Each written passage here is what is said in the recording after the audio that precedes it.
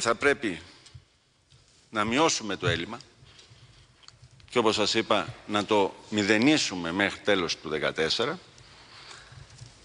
Λαμβάνουμε κάποια μέτρα. Ένα λοιπόν είναι η εισφορά και για τις νέες εγκαταστάσεις. Δεύτερον είναι η εγγυητική επιστολή. Κάποτε θα πρέπει να υπάρχει αυτό για να μην δεσμεύεται ο ηλεκτρικός χώρος από εκείνους που δεν έχουν διάθεση να επενδύσουν αλλά να εμπορευτούν την άδεια.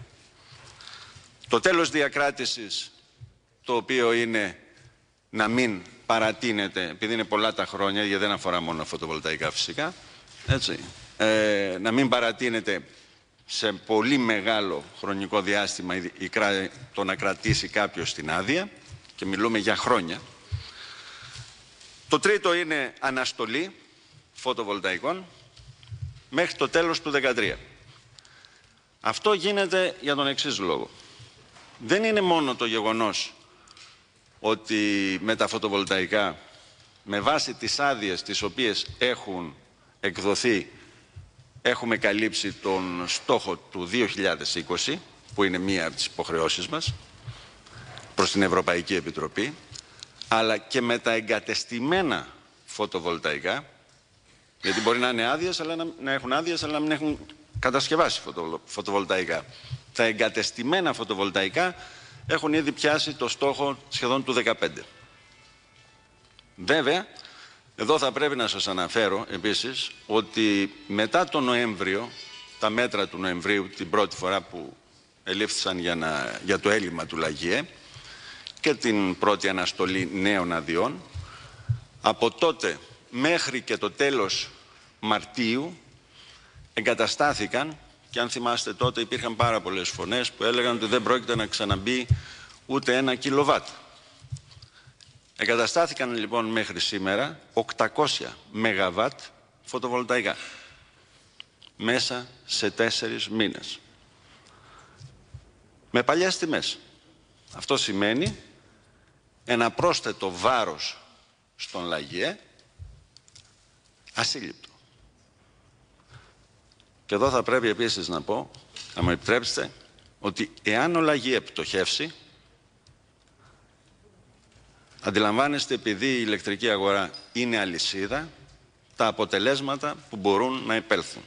Θα επηρεάσει όλη την αλυσίδα της αγοράς ηλεκτρικής ενέργειας, τη ΔΕΗ φυσικά, πρώτα απ' όλα μια και είναι και ο πυλώνας της αγοράς, τις τράπεζες, και περιττό να πω ότι αυτό που όλοι γνωρίζουμε, ότι η Αργεντινή έτσι πτώχευσε, διότι κατέρευσε η αγορά ηλεκτρικής ενέργειας. Είναι ένα γεγονός, κύριε Λαβαζάνη, εγώ δεν κάνω θεωρία αυτή τη στιγμή. Το τέταρτο στοιχείο το οποίο έχουμε είναι αλλαγή υπολογισμού της τιμής.